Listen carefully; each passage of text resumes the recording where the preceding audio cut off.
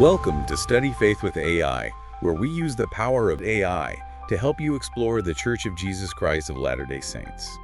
I'm Meg Jensen. And I'm Paul Carter. And we're Google AIs. Whether you're a lifelong member or just starting to learn about the church, we're here to dive deep into its history, beliefs, and culture. So if you're ready to learn, you're in the right place. That's right. Let's get started.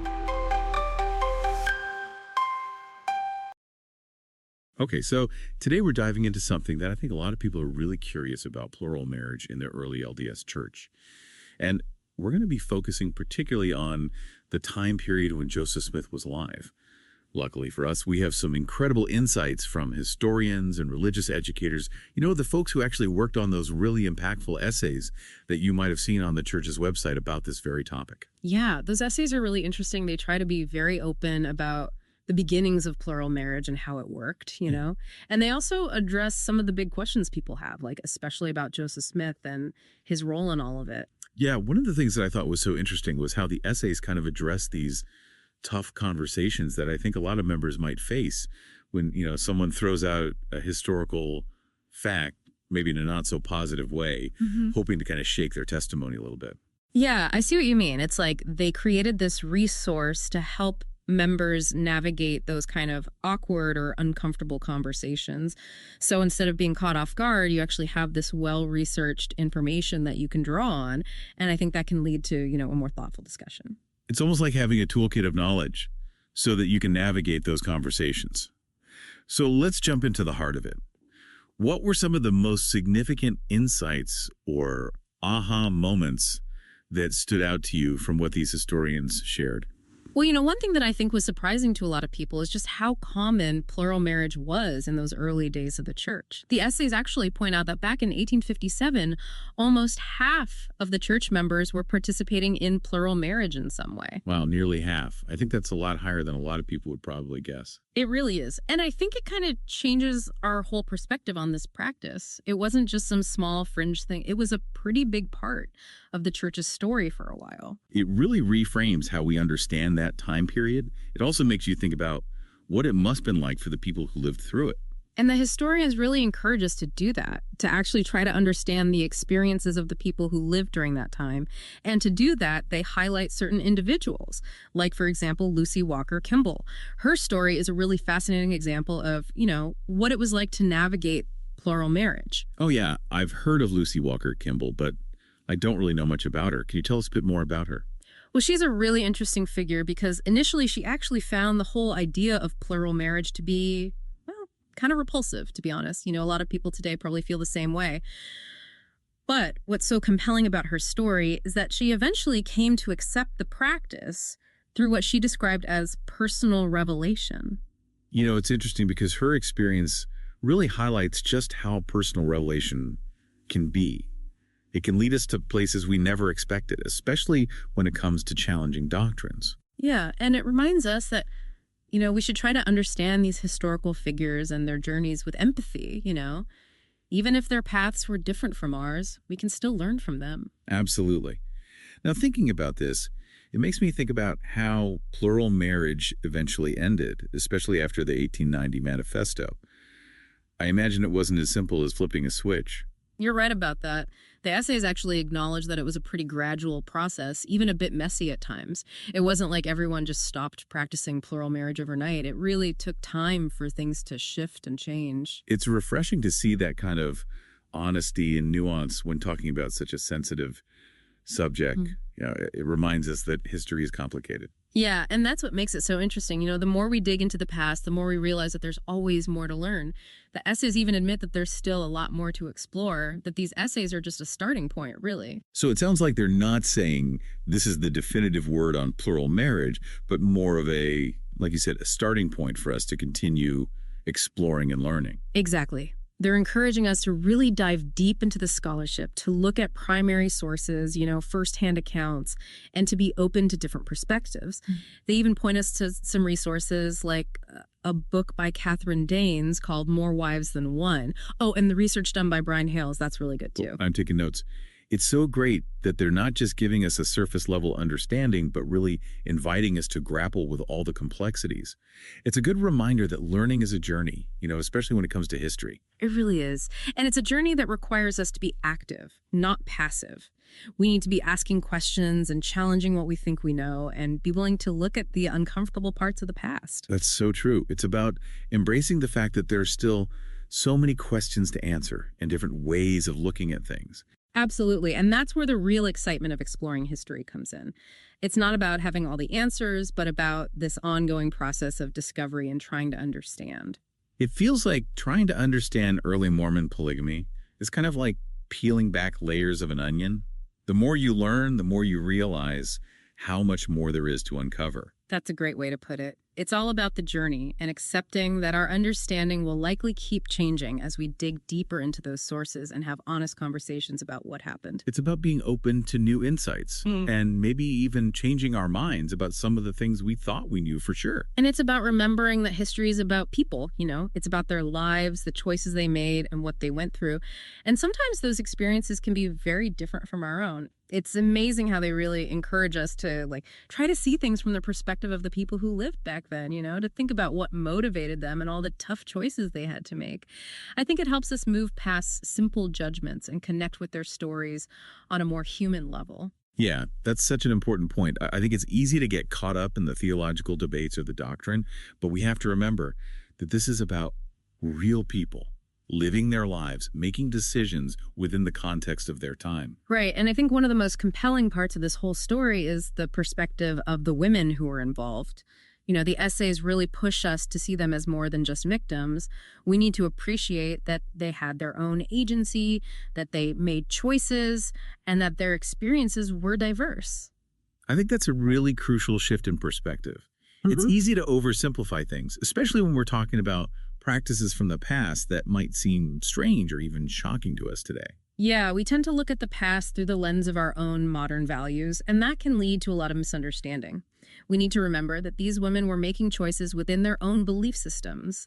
They weren't just passively following a doctrine, they were active participants. And a lot of those choices were deeply rooted in their faith, weren't they? Like their understanding of what God was asking of them. Absolutely. And Lucy Walker Kimball's story is a great example of this. We talked about her earlier.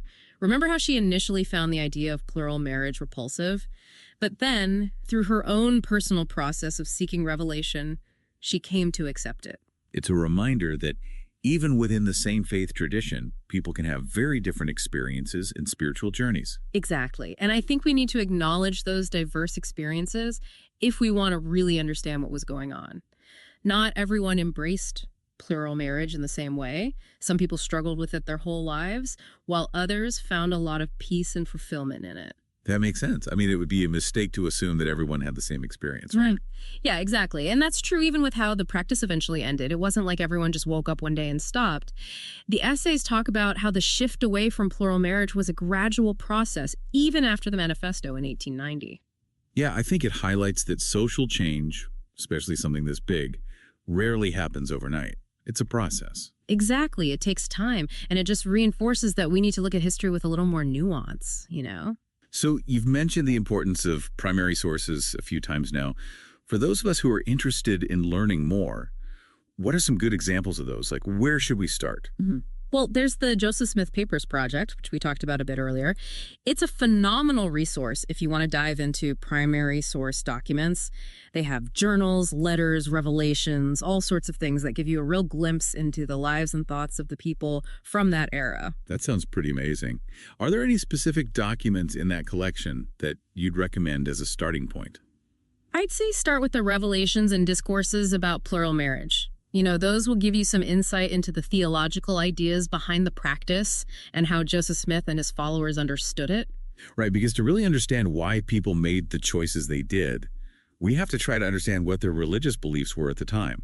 We can't just judge them based on our own modern-day ideas. That's a great point. It's about empathy, about trying to see the world through their eyes. It's about acknowledging that they were wrestling with big questions about faith and morality and social norms, just like we do today. even if the specific questions are different. And, even though they lived in a different time and faced different challenges, I think we can still learn a lot from their experiences. There's a universality to the human experience that transcends time and culture. I love that idea of finding connections across time. We're all part of this bigger human story. We've talked a lot about the Joseph Smith Papers Project, but what about secondary sources like books or articles? What would you recommend to someone who wants to delve even deeper? Oh, for sure. We already mentioned More Wives Than One by Catherine Danes. It's a great place to start. It's well-researched, and it really dives into the complexities of plural marriage in the church. I've heard good things about that one. What about the research of Brian Hales? You mentioned his work earlier, too. Yeah, Brian Hales is kind of a leading expert on early Mormon polygamy. He's written a ton on the subject, and he's known for being really thorough. He even goes into detail about the individual stories of Joseph Smith's plural wives. Wow, so he really focuses on the personal experiences of those involved. He does. And if you're interested in the bigger picture, you might also want to check out Richard Bushman's work. His biography of Joseph Smith, Rough Stone Rolling, provides a lot of context for understanding the historical circumstances surrounding the emergence of plural marriage. Right, because we can't fully understand a practice like plural marriage without understanding the world in which it developed. That's exactly right. It didn't just appear out of thin air. It was influenced by all sorts of things: religious beliefs, social trends, historical events. We need to take all of that into account. It sounds like if you want to really understand early Mormon polygamy, you almost have to become a bit of a historian yourself. You have to dig into the sources, explore different interpretations, and try to piece together a more complete picture. That's the fun part. It's about embracing the complexity and resisting the urge to oversimplify. It's about recognizing that history is an ongoing conversation. We're always learning new things, and our understanding of the past is always changing. And that's what makes it so fascinating. It's not about memorizing dates and names. It's about asking questions and wrestling with different interpretations. It's about seeing the humanity in it all, recognizing that the people who lived through this history were just like us in a lot of ways. Exactly. They were complex, they made mistakes, and they were trying to figure things out just like we are. It's really fascinating how exploring a historical topic like this can really challenge the assumptions we have and lead to a much deeper understanding of the past. Yeah, I think it's a good reminder that history isn't just about memorizing dates and names. It's really about engaging with human stories, trying to understand the complexity, and, really searching for meaning. Yeah. And as we've been going through this particular chapter of history, I've been thinking a lot about how we need to approach sensitive topics like this one with both intellectual honesty and empathy. It's true. It's a tough balance to strike, We have to be open to asking tough questions and confronting those uncomfortable parts of the past. But at the same time, we can't forget that we're talking about real people who made choices based on their understanding at the time and, their own circumstances. It's like recognizing that our views today, our modern perspective, might not totally line up with the social and cultural norms of the past. We can't judge those who came before us based solely on our own standards, you know what I mean? Exactly. Yeah. It's about trying to step back into their shoes and see the world as they saw it. I think that's where the empathy comes in. Definitely. I mean, think about it. What advice would you give to someone who's really grappling with all of this, maybe even feeling a little shaken in their faith because of it? That's a good question. I think it's completely natural to feel challenged when you come across these historical practices that seem so foreign to us today. I'd say the most important thing is to embrace that process of questioning and searching for understanding.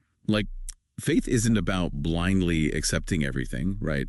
It's about wrestling with tough questions and coming out on the other side with a stronger faith, a more nuanced faith. Absolutely. It's about growth. Those doubts, those questions, those can actually be the catalyst for deeper understanding.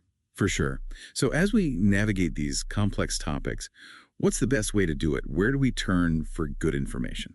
Well, the essays we've been discussing have been super helpful. They point to some really valuable resources, things like the Joseph Smith Papers Project, the work of scholars like Catherine Danes and Brian Hales, folks who've dedicated their lives to researching this. So it's not just about asking those initial questions. It's about taking that next step and seeking out reliable sources that can help us go deeper. Exactly. And as we do that, it's good to remember that we're never really done learning.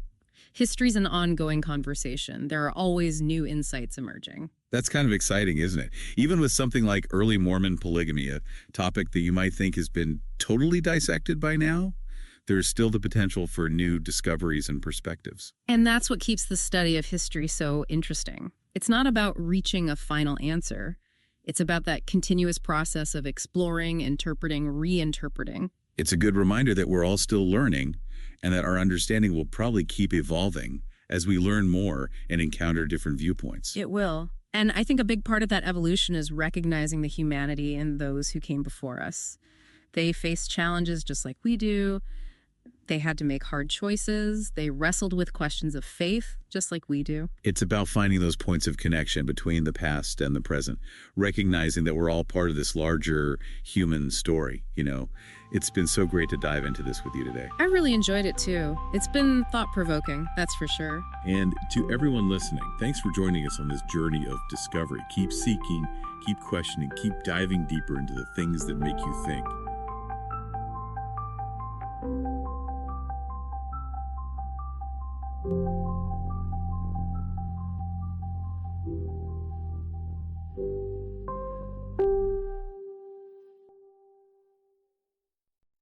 If you find value in this exploration, please like, share, follow, and consider becoming a subscriber. Your contributions help keep these conversations going and allows us to maintain the highest quality production. You can find all the details at studyfaithwithai.com. Thank you for being part of this journey.